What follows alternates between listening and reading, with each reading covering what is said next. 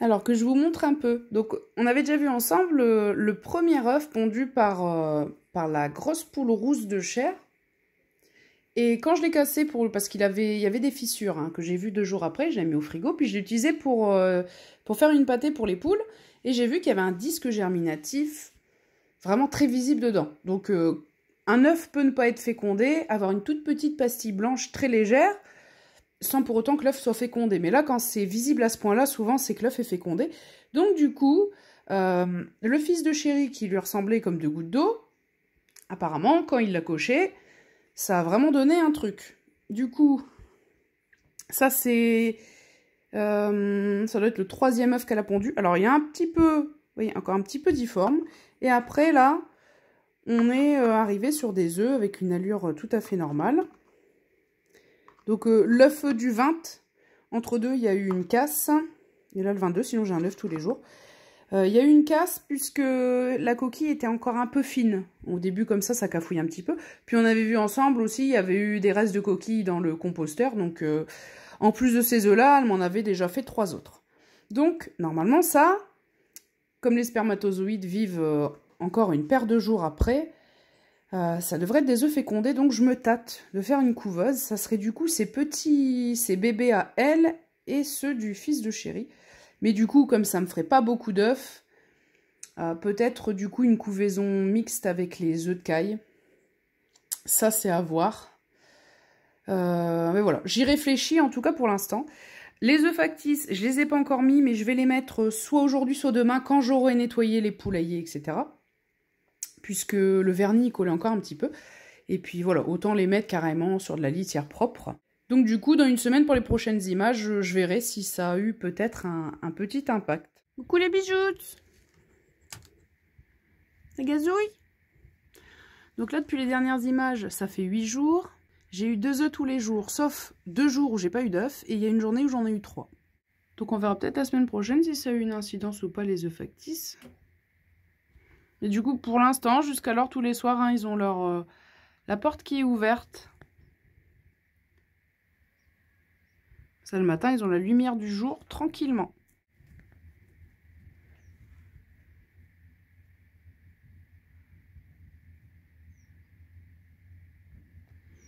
Bon, vous êtes cool. Hein? Je vous laisse. Du coup, je pense que cet œuf factice-là, bon, je le nettoierai, puis je le mettrai peut-être dans la cabane avec les poulettes au fond. C'est toujours là où j'ai mon œuf. Et comme ça sera un œuf plus facile à nettoyer que ceux que j'ai fait avec du vernis, je préfère parce qu'il y aura toujours un peu des crottes, etc. selon le... Comment dire, selon si c'est peu après le changement de litière ou quelques jours après. Ça se nettoiera plus facilement. Ici, généralement, les pondoirs, ils restent propres, donc je peux me permettre de mettre des œufs un peu moins pratiques à nettoyer. Et voilà. Courant de la semaine, j'ai refait un bidon de mélange, donc ça me fait une différence. Hein. Là, vous verrez, il reste 4 poules, un coq pour l'instant. Hein. Lui, c'est en attendant qu'il se requinque ou pas. Et c'est plus qu'une seule pelletée de grains que je leur mets tous les jours. Donc il en reste toujours tous les soirs. Hein. Je remets une pelletée, un peu de grit. Avant c'était 5 ou 6 pelletées par jour. Ça fait quand même une différence niveau budget nourriture. Hein. Les poules, comme elles sont en pleine mue, d'habitude je suis à 3 pelletées de grains. Les grosses, hein, grosses pelletées. Là je suis plutôt à 3,5, 4. Et il y a aussi les moineaux qui ont l'air de vouloir s'engraisser avant l'hiver, qui sont complètement fous en ce moment. Ça, les gros moustiques, là, les cousins qui se reproduisent, les mouches en effervescence, les chenilles aussi, ça j'en parlerai un petit peu après. Donc tous les animaux sauvages, là, ça s'énerve. Alors la petite chauve-souris tous les soirs, parfois le matin aussi au lever du soleil, et le hérisson, ça par contre, ça ne me dérange pas du tout. C'est un peu moins dérangeant que les moineaux qui... Franchement, je ne sais pas ce que ça représenterait. Comme quantité de nourriture qui me mangent tous les jours. S'ils n'étaient pas là, quelles économies je ferais, mais je pense que ça leur représentait quand même pas mal. Hein. J'avais attrapé une musaraigne, donc ça je l'ai relâchée. Elle était pas trop en forme au début dans l'herbe, elle couinait un peu quand je la bousculais, mais elle réagissait pas trop, donc je l'ai mis sur le coin d'une dalle au soleil pour qu'elle se réchauffe un peu, puis après elle est repartie. Et puis une souris. Alors c'est pas un campagnol parce que la queue était longue. Normalement c'est une souris. Ça par contre je laisse pas passer. souris. Surtout que les souris, en plus, ça aime bien aller dans les bâtiments, en colonie, grignoter les isolations, faire des ravages. Donc campagnol aux souris, ça par contre je ne relâche certainement pas. Mes musaraignes toujours. J'arrive. Allez les loutres. Hop. C'est la grosse mue, hein. Je vais vous remonter après. Je vais vous remontrer après tout ça. Et là les corbeaux, j'essaie de veiller un petit peu. Mais là c'est plutôt la mue en ce moment qui agit sur la ponte. C'est l'automne, mais pas que pour les arbres. Alors Paige, c'est d'un flagrant, je vous l'avais dit. Je sais plus si c'était la dernière fois ou la fois d'avant. Elle perdait toutes ses plumes d'un coup. Regardez-moi ça. Et là, le toupet commence à sortir de la gaine. Alors, elle avait déjà fait une mue au niveau du cou, la partie du milieu du cou. Et là, vers le haut de la tête aussi. Et le dessous du cou. Donc c'est affreux. Je vois, ça fait bizarre de voir quand les picots de plumes ils ressortent de la peau comme ça. Alors la Bella, elle est à la phase en dessous.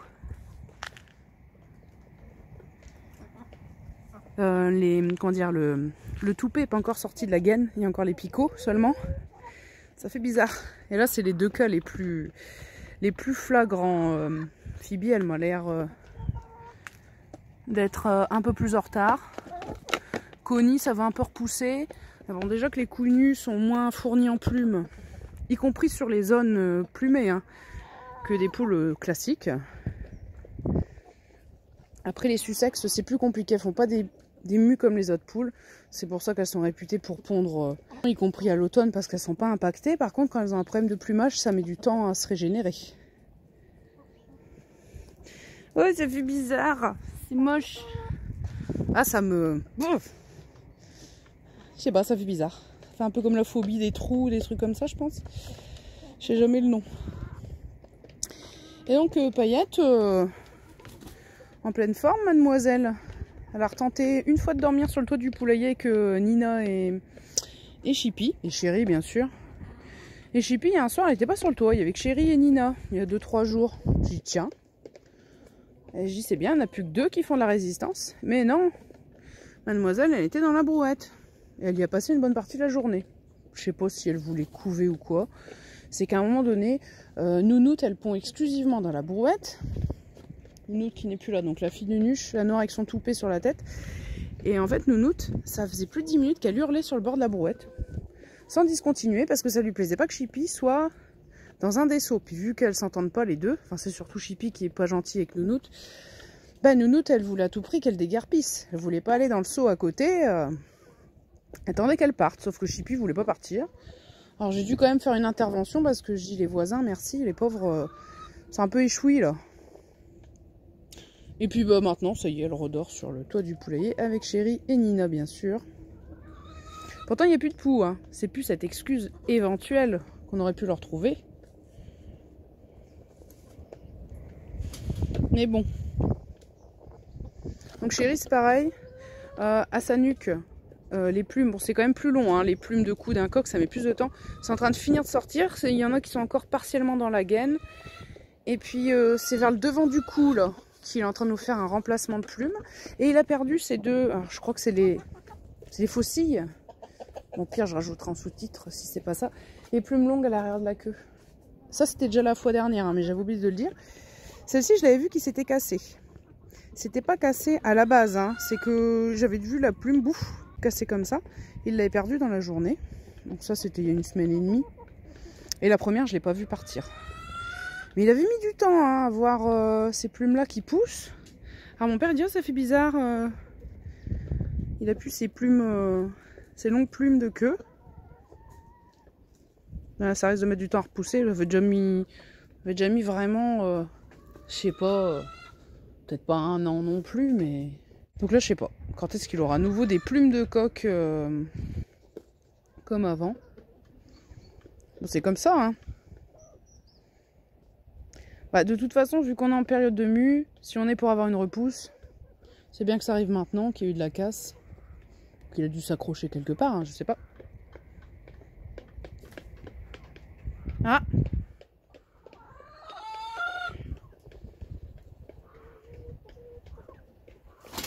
Tu serais monté de l'autre côté, ça aurait été plus pratique. Hein. Va se laisser tomber comme une crotte dans le seau. Ça dépend. Des fois, elle est délicate et des fois, bouf.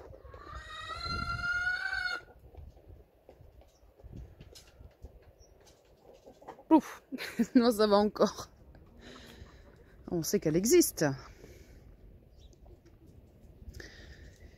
Donc ça y est, je suis officiellement propriétaire du terrain derrière. Mais bon, soyez pas pressés pour qu'il y ait de l'avancement pour l'instant. On verra bien quand ça commencera.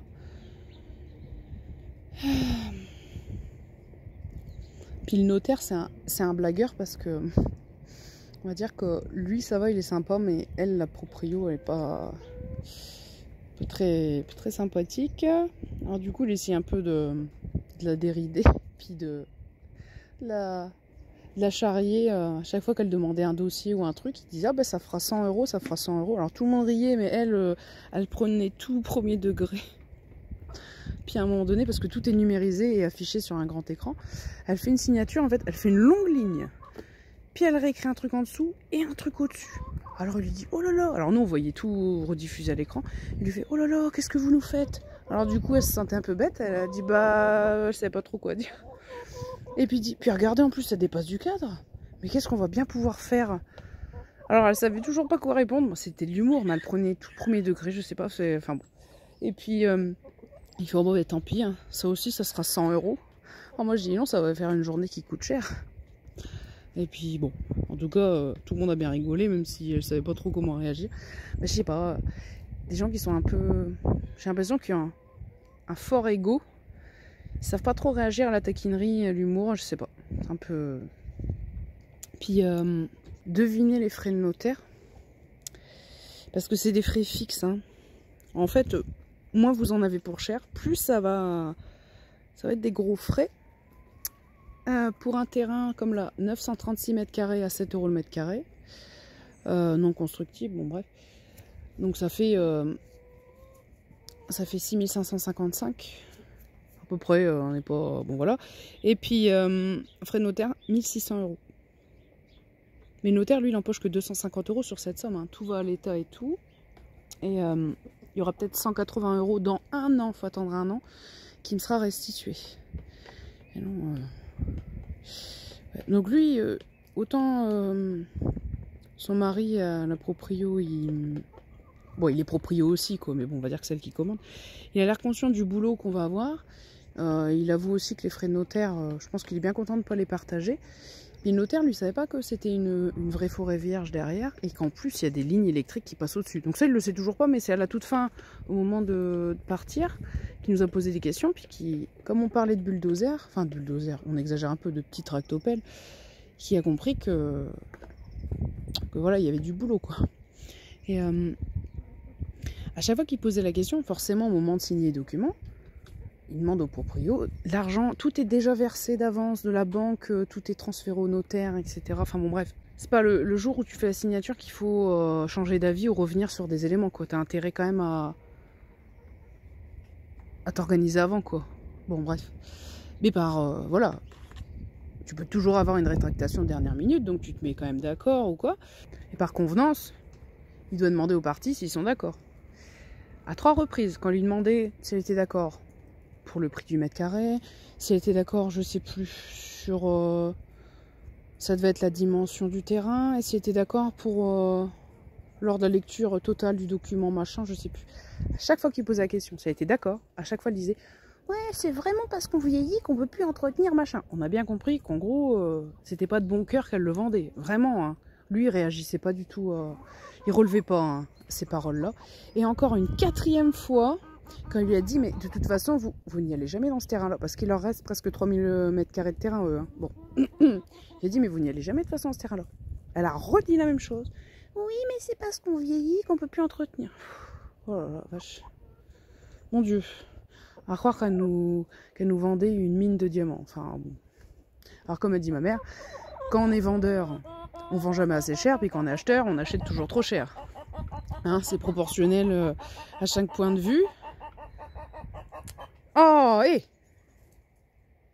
C'est pas assez pour l'un, toujours trop pour l'autre. Mais lui, il disait rien. Déjà, quand il a vu, je pense, nos frais de notaire, il a dû dire bah, qu'est-ce que t'as avec ton aile, Bella? Bon. Ah oui, bon, je vais ouvrir les poulettes. La grosse rousse, dans la semaine, elle s'est retrouvée dans cet enclos-là. Je crois qu'elle a dû grimper sur l'abreuvoir, puis sur le grillage, et elle a sauté.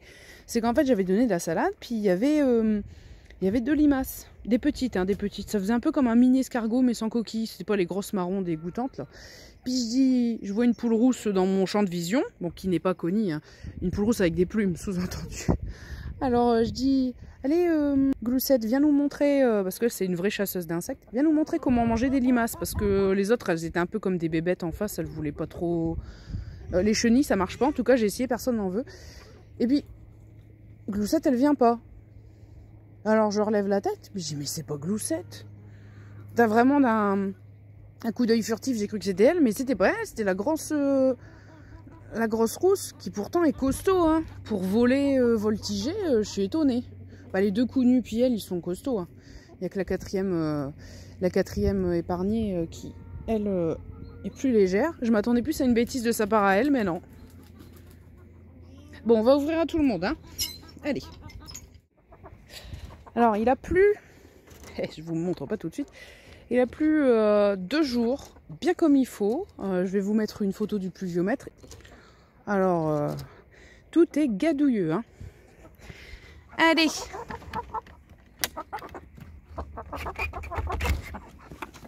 Allez, zou.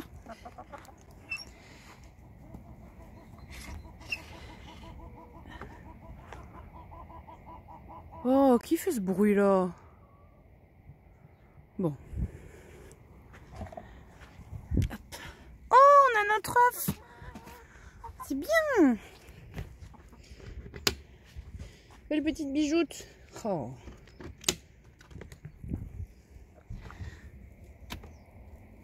Hop là.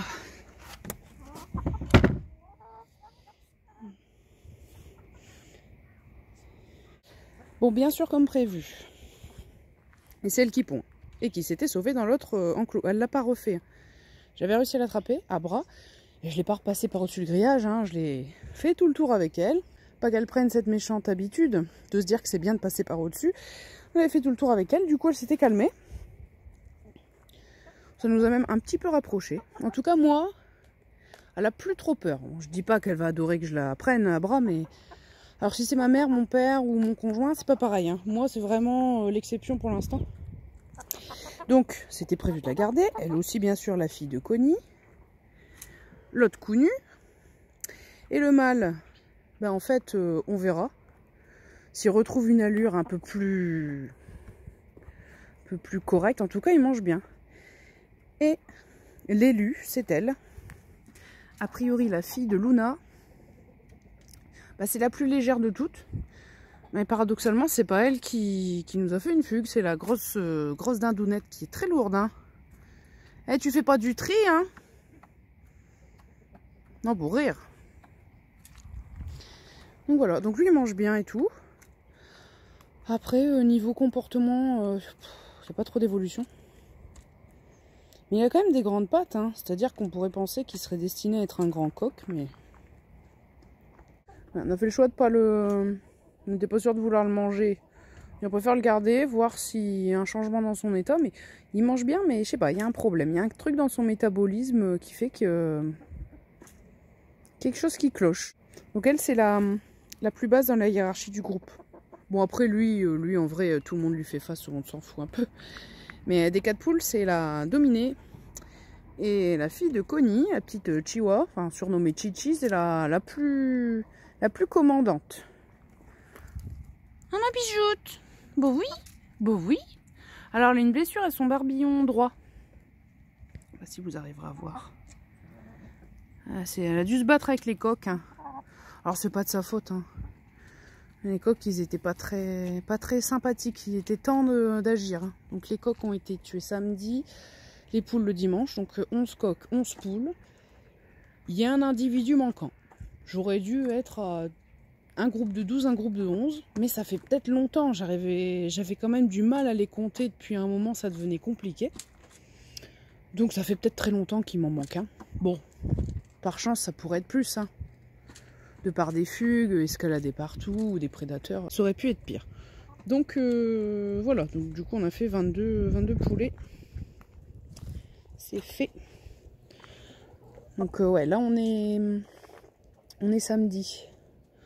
Donc ça s'est fait samedi et dimanche de la semaine d'avant. Donc j'ai eu le temps quand même de faire le deuil. Hein. Au début ça fait vide après. Hein. C'est pas évident. C'est plus compliqué de tuer des poulettes. Ça fait mal au cœur. Alors tout le monde aimait bien la grise. Je sais pas si ça se voit encore. Ah bah non, c'est l'autre poignée, j'ai mon attelle au-dessus. La grise que tout le monde aimait bien avec son cou roux. À y réfléchir, ça serait peut-être la fille de Paillette.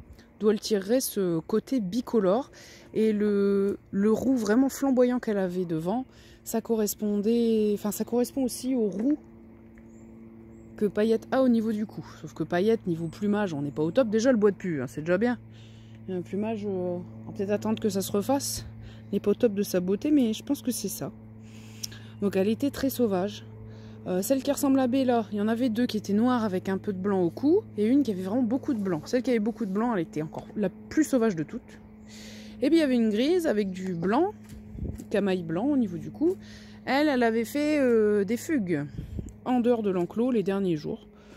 Donc je dis celle-ci c'est mort. Et c'était plutôt une petite poule. Avec des plumes très rondes en plumes, mais vraiment petites.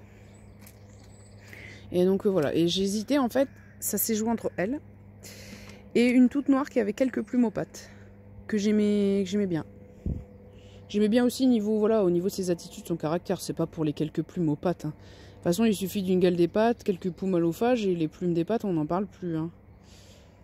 C'est pas dit que ça serait resté, mais ça s'est joué entre les deux.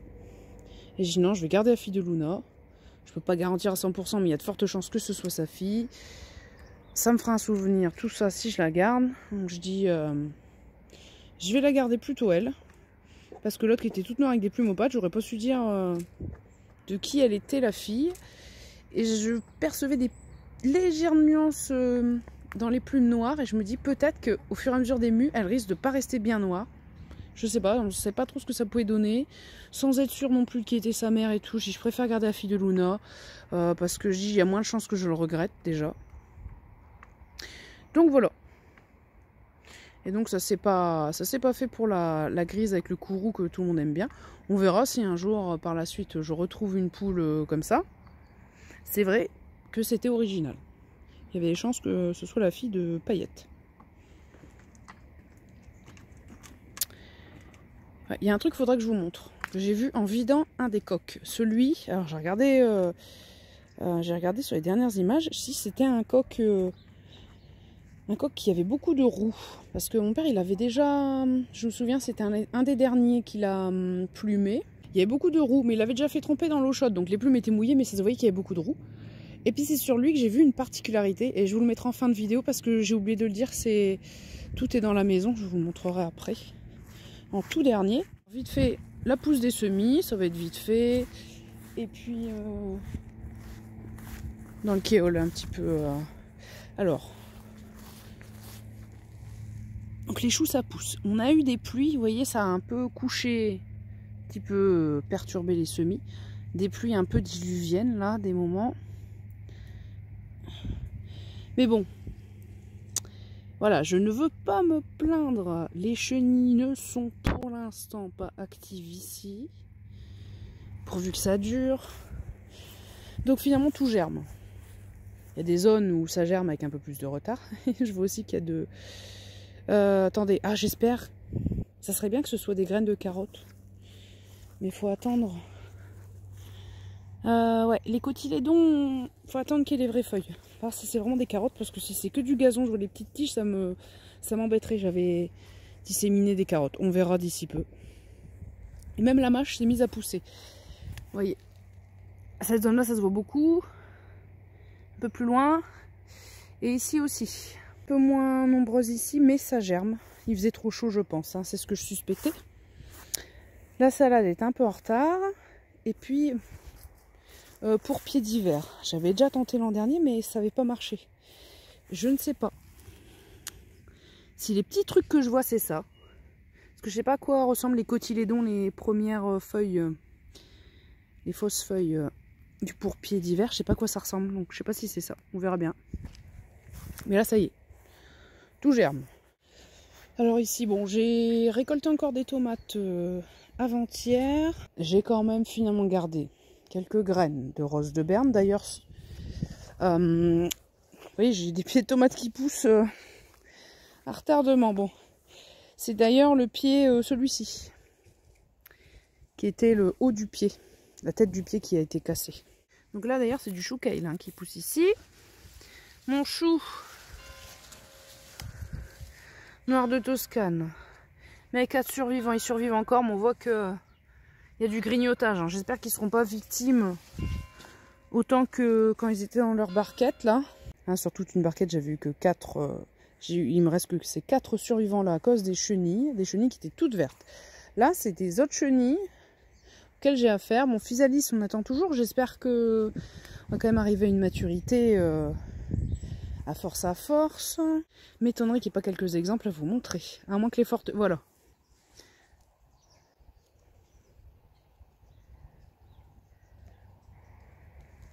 Invasion. Même sur notre muret, notre palissade devant. Partout ces chenilles, partout. J'en ai déjà enlevé. Voilà, il y en a une là. Une là, j'en vois déjà 5. J'ai enlevé déjà pas mal à la pince. Une là. Faudrait que j'y repasse à la pince pour en enlever. Oh là là. Donc des fois j'en vois sur les feuilles, mais qui sont déjà mortes. Mortes un peu desséchées. Mais là j'aurais pas d'exemple, ça a dû être lessivé par les pluies. J'avais pris une petite photo. Là, vous voyez une chenille vivante et juste au-dessus. Je crois que c'est au-dessus. J'avais pris, elle est morte, celle du dessus. Donc des fois elle meurt spontanément, mais bon. Je mets pas de produit, rien. Mais voilà, les ravages. Et j'ai bien fait de prendre des photos parce que à cause des pluies, ça se verra peut-être moins quand on voit des boules. Ça c'est des crottes de chenilles. Alors sur les photos ça se verra peut-être mieux. Quand on voit des amas de boules, c'est pas des œufs. Parce que les œufs en fait ça ressemble à des petits grains de riz jaunes dans des sortes de cocons de toile, d'araignée un petit peu, dans le style. Ça c'est des crottes, les petites boules vertes. Là du chou noir Toscane, c'est du chou qui est très foncé, du coup les crottes sont très foncées. Et si ça va être, admettons, je sais pas, une salade bien verte, ça va faire des crottes beaucoup plus vertes. Mais là, c'est des chenilles, celles-ci, qui adorent surtout s'attaquer aux choux. Et si vous les écrasez, attention de ne pas les écraser n'importe où, c'est un jus vert flamboyant qui tâche bien. Et finalement, mes cornichons du Mexique, je les ai récoltés seulement alors, mardi. Et j'ai pu me faire un gros bocal avec, et du coup, je vous ai tourné des images à cette occasion-là. Et les gros que vous voyez ici, donc les petits je les laisse encore à pousser, et les gros ici, bon je vous explique hein, ça dans les images. J'ai enlevé la petite fleur fanée au bout, vous voyez là il y a la petite fleur, là je l'ai enlevée. Pour pouvoir les marquer, ça sera pour faire les graines. Et puis voilà, je vous ai tourné quelques images justement à cette occasion. Je suis en train de faire ma récolte pour les cornichons du Mexique. Ça c'est un seul pied, hein. J'ai pas encore tout à fait fini, voilà déjà tout ce que je récolte. Et encore, j'en ai pas mal de petits qui sont encore en train de grandir. Et il y a des gros que je vais garder pour les graines. Alors ça deviendra pas plus gros que ça. Hein. Et vous voyez, je les ai marqués, c'est-à-dire qu'au cul, la petite fleur fanée qu'on peut voir, par exemple ici, il y a toujours une petite fleur fanée au niveau du cul là. Et bien celle-ci, je l'enlève, je la casse. Comme ça, ceux que je garde pour les graines, ils sont marqués. Et il n'y aura plus de petites fleurs au bout. Par exemple, voilà. Celui-là, il commence déjà un petit peu à pâlir. C'est pour qu'il soit vraiment bien en surmaturité pour les graines. Il y a celui-là aussi, par exemple, qui est marqué parce qu'il n'y a plus la petite fleur au bout. Parce que les tout petits, là, quand ils vont grandir, je risque de plus les différencier des autres. Donc, ouais, regardez, là, il y a plein de petits et tout. Là, ça sert à rien de les récolter quand ils sont encore trop petits. Il y en a pas mal encore en croissance. Des gros que je garde pour les graines. Et là, je suis en train, celui-là par exemple, je laisse encore un tout petit peu grandir. Et je suis en train de récolter là où ça s'est étalé sur le côté. Vous voyez. Hop. Donc je casse la petite fleur. Ça, c'est ce que j'ai fait, comme je vous disais, hein, sur ceux que je garderai pour les graines. Et puis là, j'en ai encore à récolter. Donc, un seul pied. Faut pas perdre espoir parce que le démarrage ça a été un peu long et puis finalement une fois que c'est parti, j'ai même pas pu le contenir sur sa palisse initiale. Puis je l'ai laissé aller sur la palisse des pois initialement, celle-ci. Je devais le faire plus tôt, puis je me suis dit je vais encore attendre qu'il y ait des petits qui grandissent encore un peu plus. Comme ça je pourrais faire finalement au moins 2 bocaux, hein, ou 3, je sais pas, je vais voir. Quand j'aurai vraiment fini de tout récolter, pouvoir faire les bocaux de cornichons là d'un coup. Ouais, hein, vraiment un seul pied, ça peut prendre beaucoup de place, ça s'étale bien. Et puis assez peu sensible aux maladies, parce que là il y a vraiment quelques petites taches qui commencent à se percevoir. Vous voyez ici sur les feuilles, ça fait à peu près une bonne semaine que c'est comme ça. Mais sinon, ça a l'air résistant, hein. Alors que la plupart des variétés de cornichons et de concombres, ça fait bien longtemps que l'oïdium a fait ses ravages.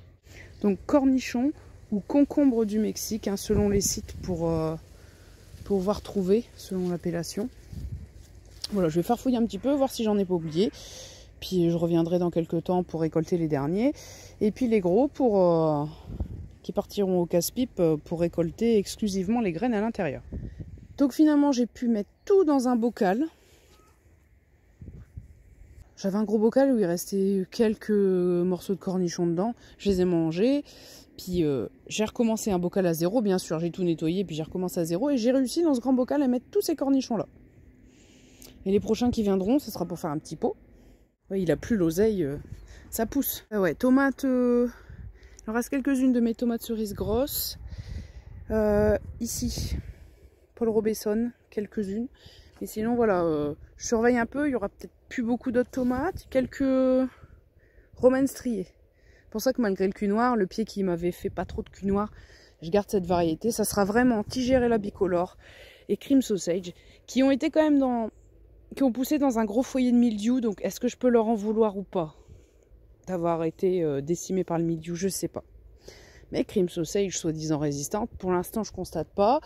Résistant au cul noir, il y a du cul noir. Enfin, résistant au cul noir, j'aime pas cette appellation parce que ça sous-entend que c'est une maladie, mais le cul noir c'est un problème de fixation, de circulation du calcium au bout du fruit. Enfin bref, ça je sais pas. C'est sur la sellette, Cream Sausage et puis Tigerella bicolore, je sais pas encore trop quoi penser. On verra. Bon, vous voyez, ça refait des fleurs. Et j'ai eu 2 autres cornichons. Parce que ça a avorté à chaque fois les fleurs. Là, on a eu une période de beaux jours. Là, on va en ravoir une petite. Bon, un peu moins chaude quand même, j'espère, parce que c'était un peu à nouveau caniculaire la fois dernière, là. Et j'ai eu de nouveaux cornichons. Et comme ça fait belle lurette que mon pied de concombre blanc là-bas, mes pieds, qui étaient côte à côte, ça fait longtemps qu'ils sont morts. Du coup, je sais que... Oh, une guêpe. Oh. Je sais qu'il n'y a pas d'hybridation. Du coup, le deuxième, il commençait un peu à jaunir. Les graines dedans commençaient à durcir un peu, donc je me suis dit, elles sont peut-être matures. Et du coup, je les ai gardées, ces graines-là. Je dis au moins, il n'y a pas d'hybridation. Et puis, dans tous les cas, même le gros cornichon qui était avec, qui était comme ça, les deux, moi, ça me dérange pas. Je les découpe en tronçons pour les mettre en pot. Et je mets pas la partie centrale où il y a les pépins, dans tous les cas. Donc là, qu'il y avait des pépins durs, ça m'a permis d'en récolter. J'espère qu'ils étaient assez matures, on verra bien. Et au moins, je serai sûre que ceux-là, il n'y aura pas d'hybridation possible. J'ai nettoyé, hein, bien sûr. Qu'est-ce que c'est ça, à votre avis?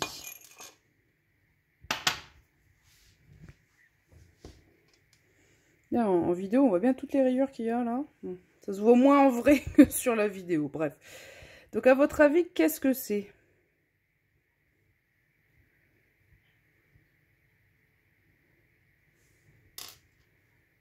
Au début, c'est celui-là que j'ai vu en premier. Après le gros, puis j'avais encore retrouvé le petit.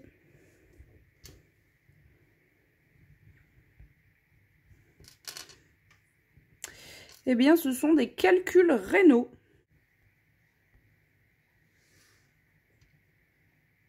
Les reins se trouvent vraiment logés dans les cavités de la cage thoracique. C'est tout en long, c'est vraiment, vous les voyez pas tant que ça. Et là, en fait, il y avait un relief. Et j'ai vu un truc tout dur en sortir. J'ai dit, oh, c'est bizarre. Et en palpant, donc quand j'avais en fait la carcasse de poulet, vous voyez, sur le dos, les pattes en l'air face à moi. Donc c'est là vraiment au fond. Et c'était sur celui de côté gauche, donc ce qui correspond à son rein droit à lui, au poulet, enfin au jeune coq. j'avais vu que ça faisait encore gonfler, qu'il y avait encore des trucs durs dedans. Et j'ai retrouvé 2 autres calculs. C'est pour ça que quand on dit que les coqs, faut faire attention qu'ils ne mangent pas trop de calcium, ça peut bloquer leurs reins, ça c'est la preuve. Ça c'est une déduction de ma part, parce qu'on ne trouve pas trop de renseignements là-dessus. Quand ils sont jeunes, tout le calcium qu'ils peuvent emmagasiner, ça va pour leur croissance, la croissance de leurs os. Là c'était parmi les jeunes coqs les plus grands. Je pense que globalement la croissance du squelette est presque achevée. Et du coup, le surplus de calcium, ça va dans les reins. Il y a peut-être déjà un problème d'élimination de base, et aussi le coq qui, au lieu de manger les cailloux de grit, mangeait plus que nécessaire de morceaux de coquille. Bon, voilà, donc j'ai une accumulation à la fois de ce que lui mangeait et de son corps qui éliminait mal. Et voilà, on s'est retrouvé avec des calculs rénaux. Imaginez pour un coq ce que ça représente des calculs comme ça. Pourtant, lui... Le roux, vraiment aucun signe de faiblesse. Il n'avait pas l'air mal en point ni rien. Pourtant. Alors je vous dis, j'ai quand même fait des graines roses de Berne. Je me dis, même si je m'en sers pas, au moins je les ai. J'ai fait aussi graines, ma seule aubergine. J'ai quand même mangé l'aubergine. Je me suis cassé la tête à décortiquer les graines, mais quand même à garder toute la chair de l'aubergine pour la manger, puis à décortiquer toutes les graines. Ça, c'est de la Black Beauty. Donc, aubergine classique. Mais après, j'ai pas trop eu à me plaindre en termes de croissance, etc. C'est juste que comme j'ai pas de serre, les aubergines, c'est compliqué. Les poivrons, ça l'est déjà. Ça, je laisse macérer pour que la pulpe se dégage. On verra, une fois sec, si les pépins ont l'air bien ronds ou trop aplatis. Auquel cas, ça voudrait dire qu'il était trop... pas encore assez mature pour récolter les graines. Donc, je laisse macérer. Ça, c'est le cornichon de Paris. Et ça, finalement, c'est le cornichon du Mexique. Parce que j'en ai ouvert quelques-uns pour vous faire la démonstration des graines, à quoi ça ressemble. Mais ma foi, je me suis dit, les graines, ça avait l'air bien. Donc, j'ai quand même gardé. Mais je laisserai quand même en surmaturité, surmaturer ceux que j'avais sélectionnés pour les graines. Et je me suis dit, au cas où il arrive malheur, on ne sait pas. J'aurai quand même ces graines-là au cas où. Donc, c'est bien de faire en sorte de prendre les plus gros. Et d'attendre de préférence que la couleur pâlisse un petit peu, jaunisse un petit peu. J'avais essayé d'en ouvrir qui était un peu moins gros, pas du tout de jaunissement, et souvent les pépins dedans, ils étaient encore tout mous, ils n'étaient pas du tout durs. Donc je commence à faire des classements dans mes graines, des œillets. Donc ça c'est des œillets de l'an dernier, mais que j'avais cueilli seulement... j'avais cueilli les pompons seulement au printemps. Mais sinon... je les avais pas encore décortiqués. La mâche, normalement, c'est la verte de Cambrai. Donc, il y a des graines qui sont plus petites. Mais malgré tout, ça a l'air de correspondre à la verte de Cambrai. Sinon, l'autre, c'était de la ronde maraîchère. Dans tous les cas, c'est une variété qui résiste au gel l'hiver. C'est tout ce qui m'intéresse. Batavia, j'en ai pas plus que ça. Puisque les autres, j'ai tout émietté directement potager. Donc, le problème, c'est que les autres graines, elles étaient un peu ravagées par les insectes quand elles étaient en surmaturité. Bon. J'ai pas voulu prendre de risque. Ça, c'est ce qu'un client m'a donné. Je sais pas ce que ça a donné. C'est des tomates qui apparemment sont énormes et jaunes. Mais je n'ai pas de serre. Lui, il a même une serre chauffée, ce qui fait qu'il a des pieds très avancés déjà très tôt en saison. Est-ce que généralement c'est des variétés tardives, hein, toutes les variétés qui donnent des grosses tomates parce qu'il faut du temps pour qu'elles grossissent. Est-ce que moi j'y arriverai? Je sais pas. Voilà, tomates cerises grosses, deuxième année de sélection. Celle de ma grand-mère et les romas qu'on récolte d'année en année. Et après, les cœurs de pigeon. J'étais partie de graines de tomates de supermarché. Là, c'est ma première récolte de graines que j'ai obtenue. Et après, tout ça, c'est variétés paysannes. Cream sausage, joie de la table, Paul Robeson, romaine striée. Tigérella bicolore, qui est un peu sur la sellette. Ça a intérêt à aller mieux l'année prochaine. Joyau de l'Idaho, précoce glacier, cotenaille. Et puis, ouais, cream sausage, c'est pareil. Après, les deux variétés naines... C'est pas ce qui produit le plus non plus, donc cotenaille et joyau de l'Idaho. On va dire, les 4 variétés, c'est pas resplendissant. Là, parce qu'actuellement, en tout, si je compte les roses de Berne, ça me ferait 17 variétés. Déjà avec 12, vous avez vu le brin que c'était dans mon carré où tout est enfouilli, donc faut voir. Mais je me dis, bon, au moins j'ai les graines. Et après, ce que j'en ferai plus tard, ça me regarde. Févrole, j'ai sélectionné les plus jolis, et j'en ai... beaucoup. Et puis là, voilà, je continue à classer mes graines. Et ça ira au congélateur. Pour une fois que je le dis, je le ferai. Comme ça, j'aurai pas à me tracasser pour le pouvoir germinatif et tout. Salade aubergine poivron. Le taux Taux de germination, alors salade c'est le pire. Tout ce qui est laitue, batavia, tout ça. C'est très très bien de les congeler, comme ça vous n'êtes pas embêtés. Et là, je range tout dans ma boîte, puis je la mettrai au congélateur. Au moins, je mettrai en application ce que je dis. Donc je verrai peut-être que pour l'humidité et tout, je remettrai la boîte dans un sac. Mais au moins, j'aurai pas à me soucier. Il y aura au moins mes graines qui seront sauvegardées. Eh ben bravo. Félicitations. Il n'y a déjà pas beaucoup d'œufs pour éventuellement mettre à incuber. Bah, comme ça fait encore un au moins. Je suis vraiment couillonne. Et ouais, il failli faire tomber le téléphone. Du coup, bah, pas trop penser à l'œuf que j'avais dans ma poche. À chaque fois que j'ai des œufs dans la poche, je me fais avoir. Il nous est encore arrivé un truc lunaire. Donc ça, c'était en milieu de semaine, mercredi. On va au centre des impôts avec ma mère. Et puis, donc une dame qui s'occupe de nous. Il y avait des ordinateurs sur place pour aider à faire une démarche en ligne. Bon, finalement, la femme, elle a perdu 3/4 d'heure. Il n'y a rien qui allait. Elle a fini par nous imprimer un formulaire papier, tout ça. Bon, bref. En tout cas, très patiente. Et puis, il y avait un gars qui était rentré. On l'a vu rentrer. Puis après, il est parti sur le côté. On le voyait plus, mais on l'entendait très bien. Pour aller voir une guichetière spécialisée dans le problème que lui, il avait. Bon, bref. Puis, déjà, dès le début, il l'a tutoyé. Il était désagréable et tout. Puis en plus, bon, il avait un fort accent. On comprenait pas tout ce qu'il disait. Puis, ça montait crescendo, il parlait de plus en plus fort, on comprenait de moins en moins ce qu'il disait, puis ça commençait à partir en hurlement. Tout le monde était extrêmement choqué, il lui hurlait dessus et tout. Et puis, tant et si bien qu'à un moment donné, comme il n'y avait rien qui l'apaisait, elle était restée parfaitement calme. Il y a la grosse voix d'un monsieur qui s'élève, donc on voyait pas, mais ça devait être le vigile, parce que depuis le début, il y avait que des femmes. Je pense que lui, il a dû surgir pour venir au secours, vu que la situation s'apaisait pas. Puis il a dit au monsieur que soit il se calmait, bah, soit il allait le mettre dehors. Alors il a suffi qu'il dise ça. Le mec il commence à lui dire ouais t'as qu'à venir, tu me mettras pas dehors comme ça, faudra déjà que tu te battes avec moi avant et tout. Alors c'est carrément venu à des menaces physiques. Bon, on s'est dit nous voilà bien. On pouvait même plus personne ne parler. En plus il y avait que des femmes. Il y avait que des femmes à tous les guichets, ma mère, moi, une jeune dame avec un enfant dans une poussette. On s'est dit, mon Dieu, qu'est-ce qui va se passer? Puis, tant et si bien que la guichetière, elle reprend la parole, puis elle finit par dire, bah, si c'est comme ça, je vais pas avoir le choix d'appeler la gendarmerie.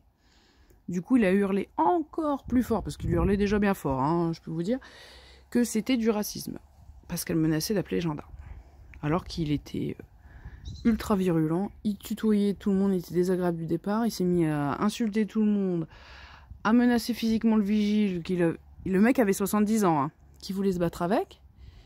Tant et si bien que quand on lui dit que vu la situation on va devoir appeler la gendarmerie, il dit que c'est du racisme. Je sais pas par quel miracle d'un seul coup il s'est calmé. Mais alors là je me dis, nous voilà bien. Qu'est-ce qui va se passer?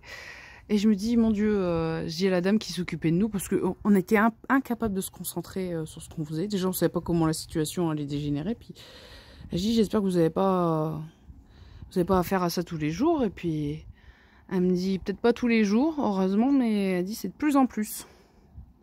Je me dis, là, quand même, ça va être agréable de se lever le matin pour aller faire un boulot où tu sais que tu vas te faire agresser par des gens.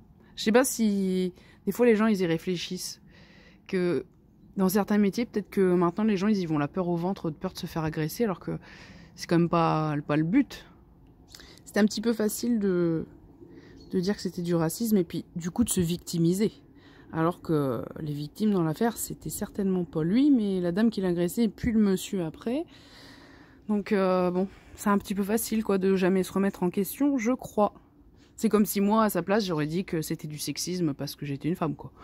En même temps, à un moment donné, quand t'es violent, que tu menaces les gens, que tu hurles comme un goré pendant un quart d'heure, je crois que si les gens en viennent à vouloir appeler la gendarmerie, c'est que ça n'a rien à voir avec de la discrimination. Hein, mais bon. Autre situation un peu cocasse. Est-ce que vous êtes déjà lavé, alors attention, très dangereux, hein, avec des sacs plastiques aux pieds, pour pas mouiller vos pieds? Alors j'ai des pansements, ça c'est depuis hier, alors il m'a dit, le podologue, de les garder le plus longtemps possible. Donc je vais au moins faire l'effort hier soir. Là, je sais pas si je vais le faire là ce soir. Je porte des chaussettes, je protège bien mes pieds pour pas qu'ils se salissent déjà. Parce que ça fait des années que je souffre de durillon. Puis j'avais eu un rendez-vous initialement prévu. Bon, c'était avec quelqu'un d'autre, mais peu importe. C'était tombé pendant le premier confinement, ça s'est pas fait. Puis quand deux clientes ayant les mêmes problèmes que moi m'ont dit que les durillons étaient grattés au scalpel, du coup j'ai pas réitéré ma prise de rendez-vous quoi. Je me suis quand même bougé les fesses. Bon, il m'a confirmé ce qu'on m'avait dit. J'avais un énorme à chaque pied, plus de la corne à gratouiller de partout. Puis il me confirme que des trucs pareils, d'une taille comme j'ai, ça partira jamais, quoi. En tout cas, j'en avais 2 débuts, 2 autres qui commençaient. Là, c'était pris à temps normalement.